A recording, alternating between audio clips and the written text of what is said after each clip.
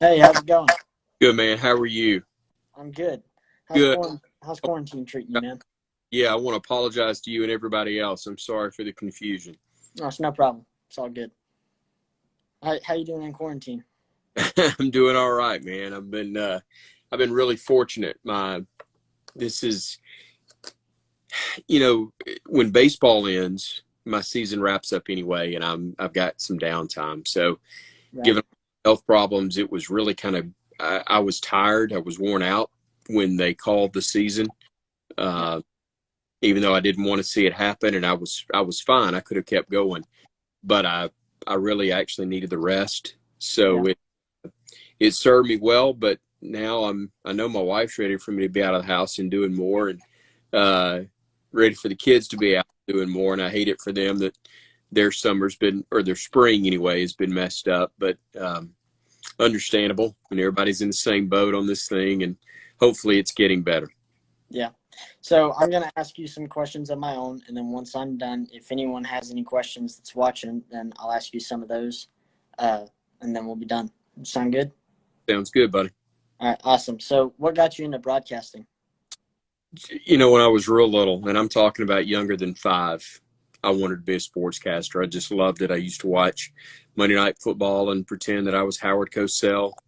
I was so young, I didn't know that his name was actually Howard Cosell. I thought it was Coward Hosell, and had that backwards. But just always loved it. Always enjoyed sports, being around it, playing it. But there was always something where I wanted to be an announcer. I wanted to be a broadcaster. And so when I went to college at Montevallo in my freshman year, um, among the classes that they had available was sports broadcasting as part of the mass communication department. Man, I jumped all over it. So we Yeah. got 3 hours credit for broadcasting men's and women's basketball games and volleyball matches. And I was really fortunate. The first day, the first class, when they started to talk about crew assignments and everything for that first ball game, there was nobody that wanted to do play by play. So Yeah. I could do that, and basically did play by play for 4 years while I was in college, in front of a small audience, making a ton of mistakes before I got in front of bigger audiences, making big mistakes, and just really fortunate. But that's kind of how it started for me as a kid. But then in college, getting the chance at Montevallo, which was a great place for me. Yeah. And what would you say is your favorite thing about your job? It probably the fact that it lets me stay close to sports, given the fact I've always enjoyed it. And I wasn't good enough to play. I was a walk-on the golf team at Montevallo. That was part of why I went to school there, was a chance to be on the golf team, and had some friends that were on the squad, and had a couple other places that I could have gone, but Montevallo was the best fit for a lot of reasons. But that was the extent of my athleticism, my athletic career. And so a chance to stay in it, a chance to stay around it. My brother was in coaching, and I didn't really want to go that route, but I knew that I wanted to be around it, and broadcasting, sportscasting seemed to give me the best opportunity to do that. Yeah. So what would you say, you've been doing play calling for quite some time. So what would you say is your most memorable play call? Ooh, um, I get reminded a lot about, a lot of it's based on a shot. There have been some big games. The got a chance to broadcast Alabama's only appearance in the Elite Eight, Hmm. but the win over um, the win over Stanford 2 games prior that put them in the Sweet 16 that year in '04 was really special. Ball game against a Stanford team that was the number 1 seed, and a chance to win that one and move on, and that was big. There's there are other games that have big meaning in terms of postseason, and that's what stands out. Certainly, Colin Sexton going coast to coast just a couple of years ago to beat Texas A&M, which guaranteed a spot. It was basically, if you win, you knew going to the NCAA tournament. If you lost, you weren't. And Right. so that would have been an exciting game, an exciting win in late November, but Mhm. let alone there in March with postseason on the line, And for a guy who had as much on him as Colin did with the expectations to deliver in that moment was huge. Trevor Relaford's midcourt shot to beat Georgia is always special. A lot of people don't know the backstory on that. Of part of why I lost my ever-loving mind wasn't just the fact that it was such a long shot and it won the game, but Alabama was down 20. Excuse me, Alabama was up 20 in that game in the second half, or Right. close to it. It may have been just 18, but it was a sizable lead in the second half. And it was the final home game of the regular season. We were on the cusp of being an NCAA tournament team. It could go either way at the point. Now, that team ultimately didn't get in, but they had a shot, but couldn't afford a home loss to Georgia if they were going to get in. Yeah. And not only that, it was the final home game of the season, and we were culminating what had been 100 years of Alabama basketball, and we'd celebrated it all year long. But that particular afternoon, they were doing a special commemoration, inviting all the former players that were still alive, coaches, excuse me, managers, anybody that had had anything to do with the program in the previous 100 years that was still around was welcomed back. And there was going to be a reception for those people after the game with a formal program that I was going to have to MC.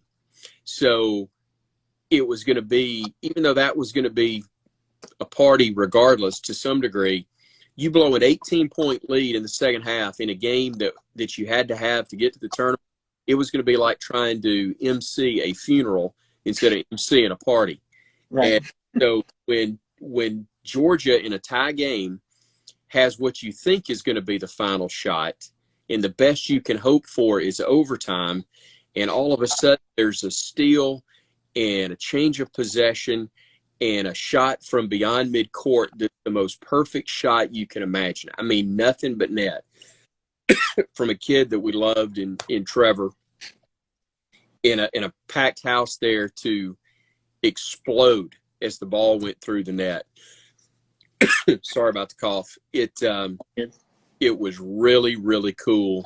And, there have been a bunch of great moments. It's hard to put one above the other, but for a lot of reasons, that one was really special. Yeah. So, unfortunately, over the past 2 years, you've kind of had some problems with your health and that kind of thing. Yeah. So, what was the, sir? Worse than a cough. So, what was the recovery process like, and how supportive was the university and its fans? Well, university was great, and fans were unbelievable. And I have to say, to be fair, not just Alabama fans, although you expect that, but fans from all over the SEC and even from other schools as well. And we played Auburn this year. And for those that don't know, I had a stroke 2 years ago in my sleep that I was really fortunate, first of all, that I survived. But 10 months afterwards, I had no ill effects physically, mentally, whatsoever. I was as I had been before. So then after recovering from that fully, it would be 14 months after the stroke that I wound up finding out I needed heart bypass surgery. Not shocking given the fact that both my parents had bypass surgery. In fact, my mother had two, and unfortunately, at the age of 45 and at 55, unfortunately, she died actually coming out of the second surgery in 1987 when I was just 17 years old. So when they told me that I was going to have it, I wasn't stunned. Yeah. But I had 95% blockage in what's referred to as the Widowmaker, the main artery of the heart. That was the only artery, but that's like saying there's only one wreck on the road, but it's on the main interstate during rush hour traffic. That's significant. Right. Mm-hmm. So, anyway, the surgery itself went great. I had no issues with the surgery itself, but about a week and a half, actually less than a week and a half after the surgery,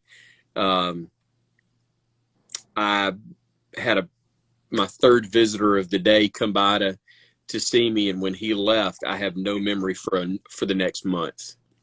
Just total it's a total black hole for me. And my wife's filled me in that during that time I was home for about another week, couple of doctor's visits, the second of which determined that I was going to stay in the hospital. Things started to break down on me. I had pneumonia. Um, there's a long list of things, but organs were shutting down, and they put me in an induced coma for 2 weeks to give my body time to rest and heal. And then I had what ultimately was a 91-day stay in the hospital with all of that. And that's not counting the surgery, the week I was in there for the surgery. So Right. It's been a ride, and I'm not 100% yet. I'm very close. I've still got to get stronger in my arms and my legs, but I'm making real progress there. Stamina's back. Thankfully, I was able to return I came home the Wednesday before Thanksgiving on Thursday, and was back at work on January 4th. I did the first Right. SEC game at Florida and continued throughout the rest of the year until it was called because of the virus. But physically, I'm not able to do everything I could do before. I can still can't golf club fully, which is the main thing right now. Physically, I'd love to be able to do, but I am making progress in that area. I'm getting flexibility back in my arms and legs. I'm getting strength back in both. God's blessed me in a huge way. I'm incredibly fortunate to just be alive, because there were 2 situations that occurred where very easily could have been gone. But I'm not only still alive, I'm still able to function. I'm still a husband, a father. I'm still able to do my work as a broadcaster. And I'm thankful for all of those things, because as much as I enjoy broadcasting, it's what I do to take care of my family. It's not who I am. There Right. was a time in my life that was the case. That's how I identified myself as a broadcaster.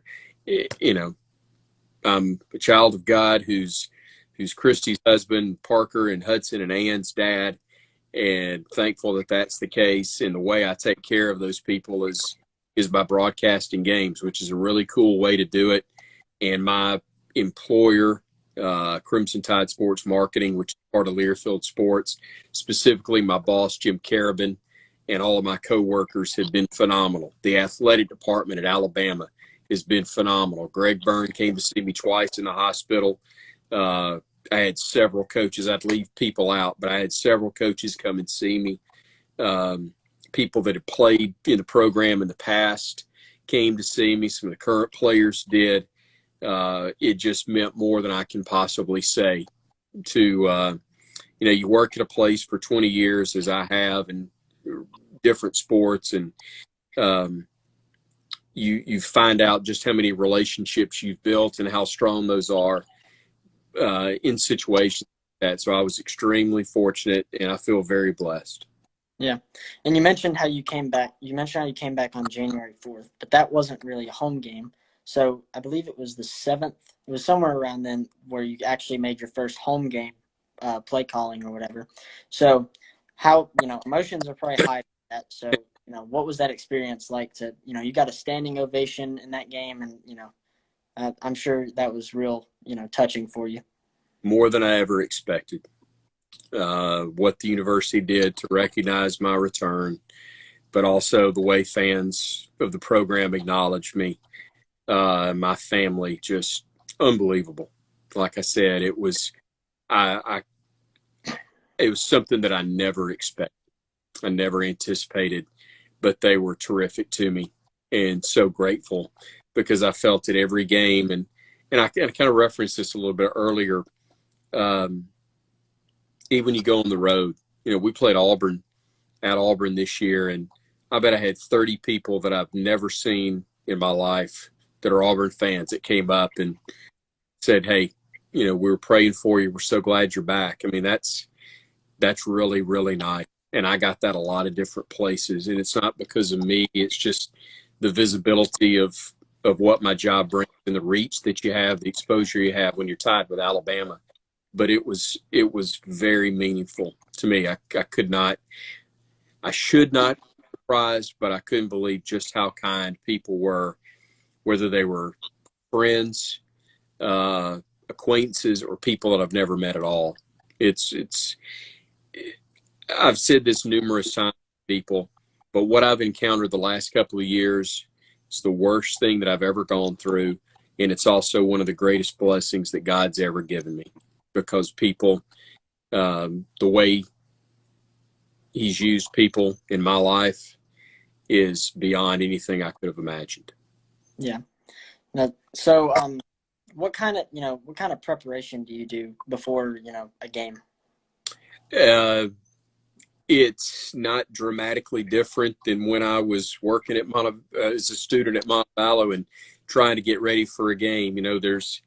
Um, there's so much more available to you now than when I got started. You'd have to work the phone a lot back in those days, and you're lucky to get a ton of information. But now with the access you have, you can study on your phone. You Right. There's information you pull, and you got to print. You still got to have, what I call a hard copy of certain paper and things you want to have in front of you. But with the technology improvement with computers and all of that, and what you can do to design your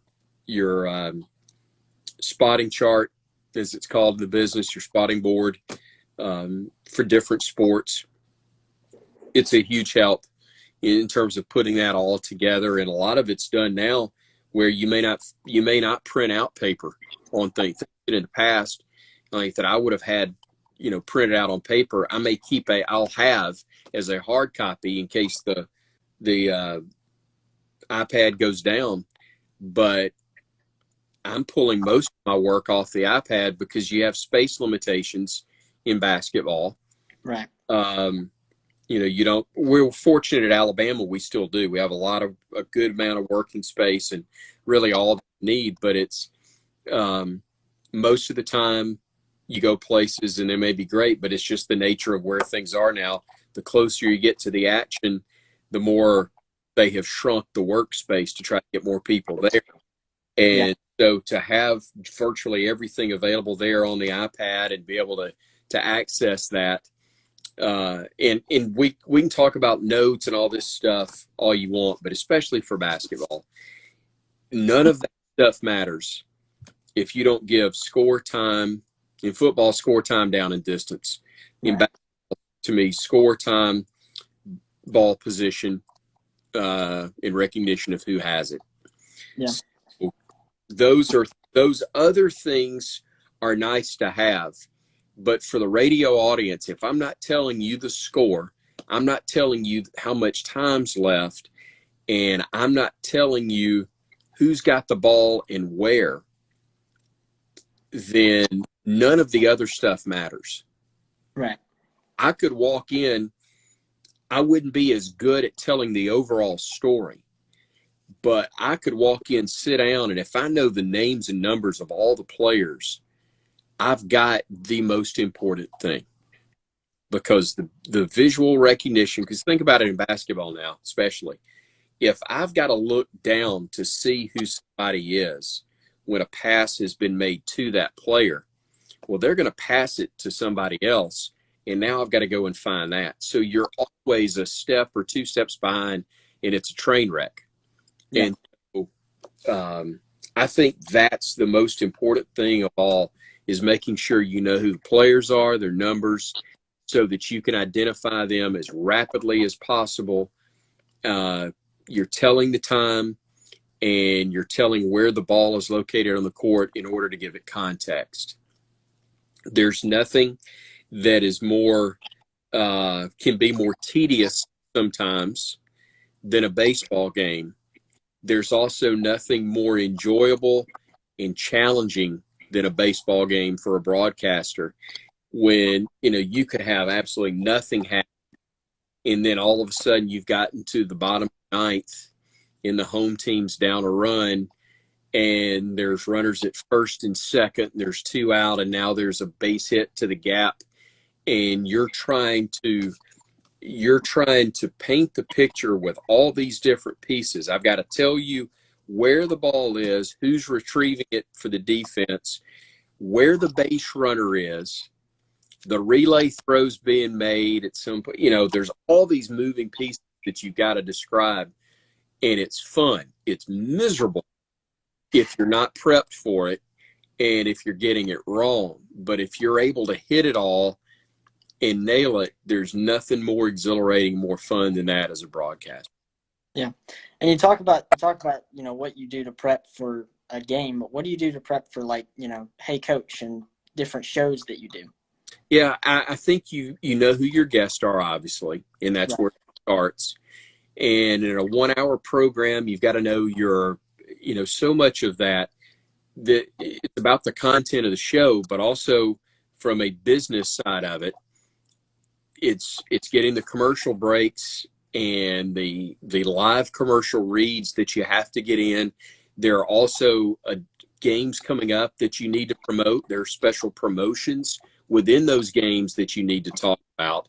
And you've got to mix all of that with the interviews themselves. So just like you prepped, for our conversation here, Right. I've got to do the same thing with Nate Oates or Brad Bohannon when doing that show. But you may also, be interviewing Jenny Mines, women's tennis coach, who I've known Jenny for years. She does a great job, and I follow what's going on. But I don't see tennis with, as close and as much as I do basketball and baseball. So Right.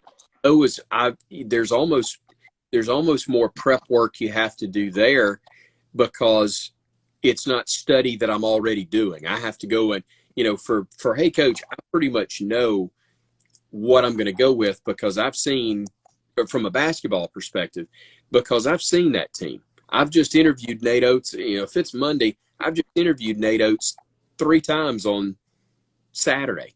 Pregame. Yeah. Actually, Brian Passing would have done the halftime interview, but then I'll do postgame. Mm. And then I may have seen him since then or talked to him since. Now here we are doing the interview again on Monday. So there's, that's a little easier because that's what you're into.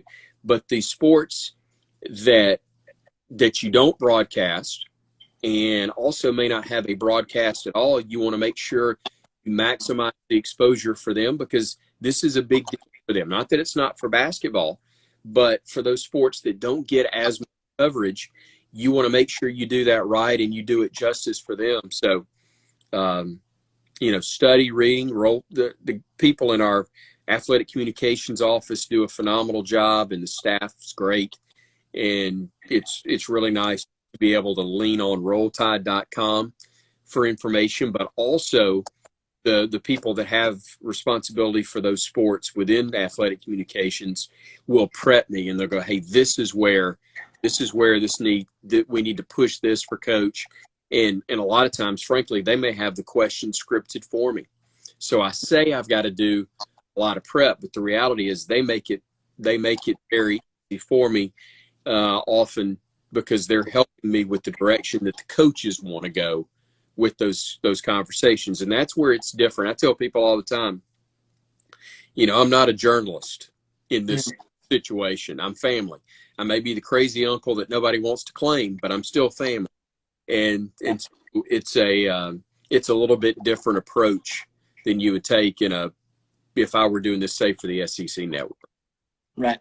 And yeah, you mentioned how you have to do like more research for the lesser, or I wouldn't say lesser, but the less popular sports.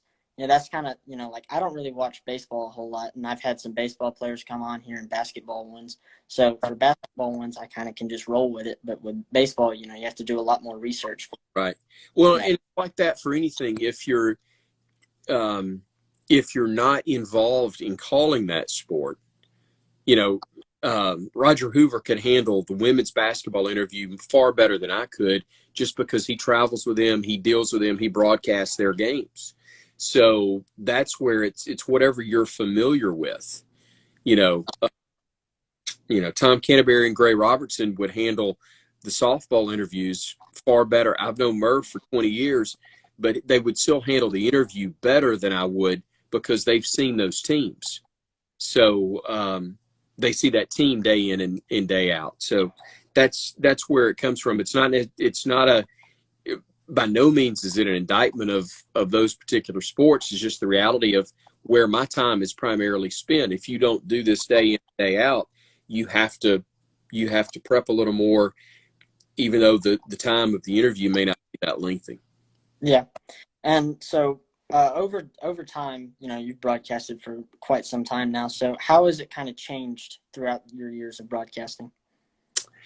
I think the biggest way is because of the access in terms of what you have available to you to prepare. Just like I was talking a few minutes ago about, computers giving Yeah. you, there's the web has changed so much. I can go and I can watch, or in the case of some of the sports, they may send me a link to some of the actual scouting footage the players have. And they're looking for different things. They're looking for ways to attack, to defend. They're looking for that type of things. I'm looking for just to be able to see the players, to get an idea of what they look like, where I can identify them more quickly, and hopefully give a better description, a quicker description of what's going on during the broadcast itself. Mm-hmm. So having access to that, the fact that all games are on TV practically now, Right. I know, especially our SEC opponents, chances are really good. I've seen our SEC opponent 3 or 4 times, or at least I've got a chance to go and find it online 3 or 4 times before we actually play them. Mm-hmm. That goes for Florida, the first game of conference play like it was this year, or Missouri, which comes later in the season. There are more chances there, and more opportunities to prepare just because of the technology and the access. That's a major thing that's changed. Now, the internet had come along barely when I was in college, but certainly, the access that you have to it, and what all is available there is just dramatically different from the early 90s when I got started. Yeah. So obviously COVID-19 has, placed a major effect on sports right now. So for fall sports and winter sports, how do you kind of think that it will affect those? My guess is just like everybody else's. It's a guess, and that's even for the people that are making the decision ultimately on this. I will say that if it is as it is right now, and understanding that can change, but if it's as it is right now, I would be very surprised if in this part of the country we're not playing football when we're supposed to play football. Does that mean that we'll have packed houses again and you won't have to wear a mask? I'd be a little surprised if that's the case, but I think we're going to have that may just be wishful thinking on my part. I don't know, but there is so much. First of all, everything seems to be, at least in our part of the country, trending the right direction health-wise first and foremost. But on top of that, there is so much to be lost if you don't have college football in the fall. Yeah. What that would mean for universities on both the athletic and academic side. You've got sports that are being canceled on campuses right now at different levels. And here we are, in May. We're not even close to the fall. Yeah. And some schools are already deciding, hey, we're going to punt. We were struggling as it was, and now with the loss and what we're expecting, then we're just canning it. And I think Bowling Green dropping baseball. I saw where it's not one I'm overly familiar with at all, but Florida Tech, which is a Division II school, they were in the D2 World Series 2 years ago, I think. Mm-hmm. And I think it was baseball that they dropped. May have been basketball in the Elite Eight for college hoops, but it was late in the national playoffs, whichever it was. And now 2 years later, they're canceling the sport because of the finances of it. Could have even been football. I don't know. But point is, it's a tough time. Decisions that have to be made first and foremost with health as the primary concern. but there are people whose responsibility it is to figure out the bottom line financially, and they're in a bind right now and trying to figure out how to make that work. And that's a very real question, and that's what we're dealing with from our country, regardless of sports. Um, that's the big thing that's on so many people's minds. Where do you draw the line of, okay, yes, this is dangerous for our health, but sitting still economically is dangerous as well. And if we're alive but broke, what have you got? That's the argument that some people have. I'm not taking a side and all that. I'm just simply saying people a lot smarter than I am in a lot higher positions are having to deal with some of these very same questions that ultimately will have an impact on whether or not we do get to do some of the familiar things that we love and may have taken for granted before all of this took place. Yeah, and it kind of seems like it's kind of everyone is making their own decisions right now. Like, I mean, if you look in the West, a lot of Pac-12 teams and stuff are looking like they're not going to have a season, or they'll have seasons with no fans. Meanwhile, in the SEC, I'm pretty sure 13 out of 14 of the teams have already said that they intend to play football this year. Right. Well, we're a big country, and it's weather plays a lot into it. Population numbers play into this. They talk about social distancing. Well, it's a whole lot easier to do that in Tuscaloosa, Alabama, than it is in Manhattan. Yeah. Maybe Manhattan, Kansas, it's pretty easy, but not in the Big Apple, as opposed to the Little Apple. It's very difficult, and that's why you have the numbers. First of all, you got more people, but you've got so many people, and it had so many people in a smaller area, and that's where this got spread, and that's what the concern is, of having all that happen again and go to an even worse level, perhaps.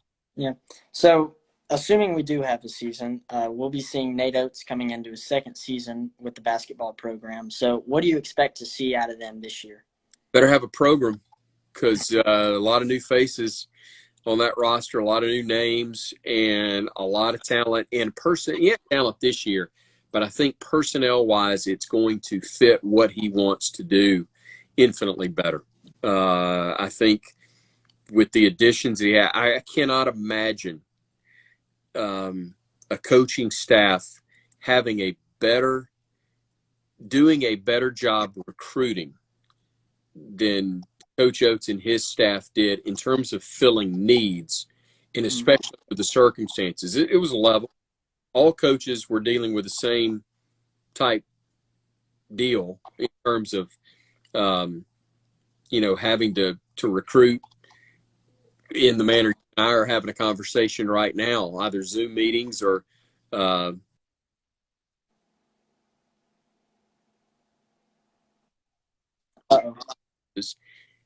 but at the same time, he was able to put together, there'll be higher rated classes by many, but in terms of putting together what he needed, man, they just did an unbelievable job. And you're sitting here now, if you want what's best for John Petty, and he's going to get that information, and you hope that whatever decision he makes is the best one for him long term. But if he does come back, that has the makings for one of the most dynamic rosters we've had at the University of Alabama in a long, long time. It's going to be very, very good, even if he opts to stay in the draft. But if he comes back for another year, man, it's got an opportunity to be unreal going into the start of the year. Yeah, and I think he said something like if he was top 50 projected, then he would try out the draft.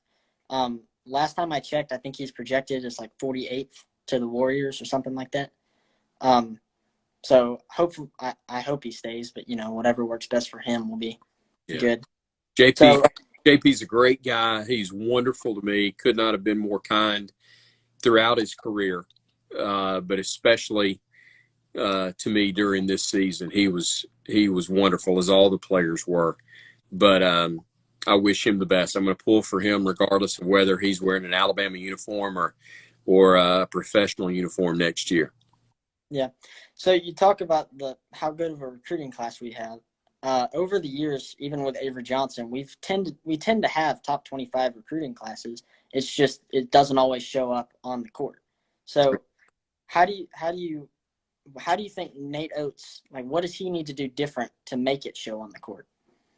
I don't mean this in a smart aleck way at all towards you or to anybody that's been, coach in the past, but he's simply got to win. And I say simply, that's not an easy thing to do, but to have more success, that's what it involves. And they were so close. I know one game above 500 doesn't sound like you were close, but if Right. you're watching the games and you actually understand how the season played out and you understand how they were shorthanded in so many of those because of injury, you realize that was very close to being about a 22-win basketball team, and that's not a stretch, in my opinion, to make a statement like that. So I think if they can have some breaks, they can stay healthy. Just the roster you've got, John Petty or not, and you don't have the constant reinvention of yourself with the roster because of injury the way this team did this past season, then they're going to be a step ahead to begin with. But having another year of understanding what they're trying to get done on offense, probably a greater commitment to things on the defensive end, and having more pieces that fit the puzzle that he's trying to put together. I think all of that combined sets things up for this to be a really, really nice year for Alabama basketball and go to a level that we haven't seen in quite a while. Yeah. So with this new class, who do you think coming in, and I guess that kind of includes Javon Quinterly also, being that he didn't get to play last year. So who do you think will kind of have the biggest impact this upcoming season? I think you hit it on the head with JQ, because, and there are other guys that are going to be, I think, tremendous players and have great careers and were great additions, and the list. But I think what JQ is going to bring to the table to replace losing a guy who potentially could be a lottery pick, I think that'll be a little bit of a stretch, but he's going to be a first rounder in Kyra. But you're replacing him with the guy who was a 5-star coming out of high school, who in most days of practice, I'm told, was always one of the 2 or 3 best players on the floor, which included Kyra. Right. You've got a guy in Quinterly that's going to be the distributor, but he's not afraid to get the ball to the rim himself, to shoot the ball himself and be a scorer if that's what he's called on. But he's a facilitator, can get other guys involved. As we've said, there are going to be a ton of weapons available on the offensive end of the floor. But I think he's got a toughness and a physicality that will, on the defensive end, help make this team a little better. And I think there's a hunger that he has, having had to sit and wait throughout this past season to play, but also having not been able to do what he wanted to do in his first year in college. I just think he's ready to take a step in a big, big way to helping this team. And he doesn't. The great thing is he doesn't have to have it all on his shoulders. Not that Kyra did, but I think he will have more weapons to work with than Kyra did certainly 2 years ago with the style they wanted to play. Yeah. So, we talk about the success basketball is hopefully going to have this year. What about, in baseball, that they started 16-1, and then unfortunately the season, got canceled. But how do you think they were going to finish? And, I think this would have been a team that got to Hoover easily. I say easily. There is nothing easy about getting to Hoover, because as good as we are in the SEC in football and basketball and every sport you want to talk about, in my opinion, there is not a sport that is tougher top to bottom than what you deal with in college baseball. And the added difficulty is the inequity in the scholarships, where, frankly, schools in Alabama and Mississippi are somewhat behind the eight ball. They're not given the same number of scholarships as the other states, and that's not anything illegal. It's just the way the rules are written for the scholarship numbers. So when you put that together, it's not an easy task, but it's something that Brad Bohannon and his staff have done a phenomenal job in their getting through the first 2 years and getting to this past season where they were ready to take a major step. I think they would have been in Hoover. I think they would have been a regional team. And it's the case for Alabama as it is for all SEC teams. Once you get to a regional and you don't have to face another SEC team, you're able to take a deep breath, go play, and you're not going to face anything anywhere more challenging than what you just faced in the previous 10-week gauntlet of SEC competition, not counting the SEC tournament. So it's not as if that was built for a one-and-done type deal. It wasn't like they missed their only chance. There's a ton of young talent on that roster that's going to be back. There are some veterans that were big pieces of the puzzle that, because of the way things are going to work in pro baseball and only having 5 rounds in the draft, might be back for another year. The NCAA has said that they will waive the maximum number of scholarships given and the maximum number allowed on the roster, so that guys that would have exhausted their eligibility this year can come back and it won't count against your number. So, I don't have no clue if he's going to be back or not. I'll just throw a Brett Auerbach in there as an example. Brett, who was probably going to be taken in the top 10 to 15 rounds of the draft at worst, now that they're only going to have 5, maybe he decides to come back for one more year, finish out things at Alabama. He was such a big piece of the puzzle. I just think that things are in place. Alabama baseball is only going to get better, I'll put it that way, based on where things are trending with the recruiting classes and with what's being done. And now that you've got a stadium that's as good as anybody else's in the country, that is no longer being used against Alabama baseball, the facilities, because Sewell Thomas Stadium's as good as there is anywhere. There are bigger ones, but there are no facilities any better than what Alabama has. So now that we're on equal footing in that regard, the upside is tremendous for Alabama. Yeah. And we talk about how baseball and basketball seem to be on the rise. So, obviously football is the big powerhouse at the University of Alabama right now. What do you see? What do you think will be the next sport to kind of rise to that level that the football program has been at for so long? Well, here's the thing. It's impossible to predict that, because as historic as this run has been under Coach Saban, it didn't just start with him. Every coach at the University of Alabama since Bear Bryant came back on campus, came back to his alma mater, every coach, starting with Coach Bryant, has had at least one 10-win season. May not have won championships, but they had at least one 10-win campaign. There are schools out there that have been playing for 100 years that can't sniff at 10-win seasons, or they've only had a handful in their career.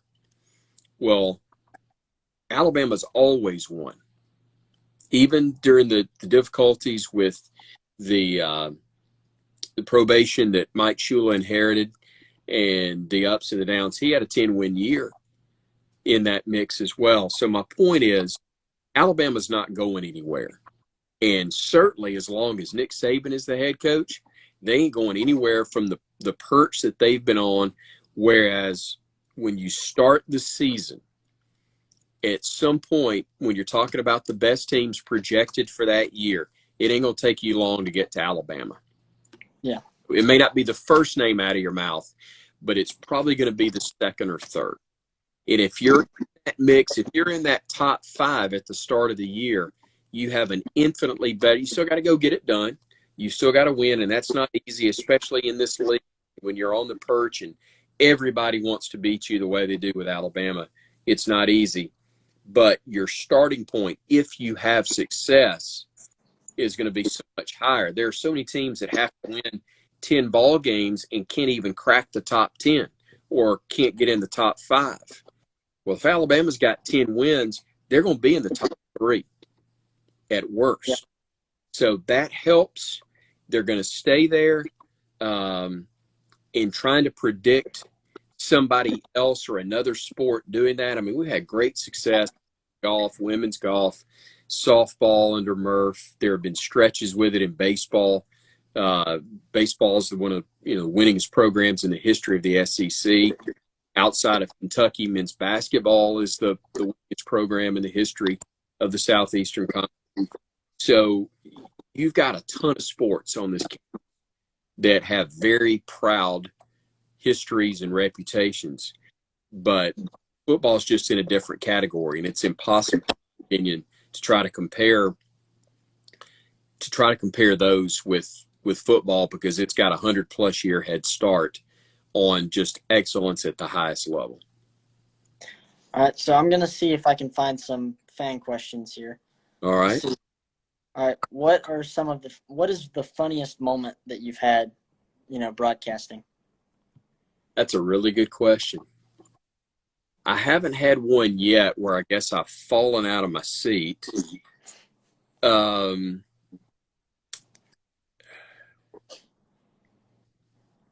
Man, I'll tell you one that, it's not necessarily funny at the time, but we laughed about it afterwards. It was my first year of doing the basketball play-by-play. So 18, 19 years ago, we're in the NCAA tournament. We're playing at, I forgot what they call it now. It's the new Guard. Wasn't the old Boston Guard, but we're playing, I guess, TD Ameritrade or something like that. So we're playing there in Boston at the Garden. First round of the NCAA tournament, we're playing Mike Davis's Indiana team. And we are about 5 minutes into the game itself. And all of a sudden I see our producer engineer, Tom Stipe, he's working on some stuff to my left that's out of character. He's more active than he would normally be. And I can tell he's trying to check on something. But when you're a play-by-play guy and you're on the air and you've got an engineer, you just block that out. You call the game and you don't pay any attention to it as best you possibly can. Well, when I realized Tom was under the table, it's impossible to ignore at this point. But he was, and then comes up from the table. He pulls, I got headsets, and he pulls this earpiece off to right here, and he goes, all phone lines are down on press row. You're calling it on the cell phone. Go. And he hands me the cell phone. I pull the headset off. He sticks the cell phone right here. And I basically say something along the lines, we welcome you back to our coverage of Alabama basketball at the NCAA tournament. I'm Chris Stewart. We apologize for the technical problems.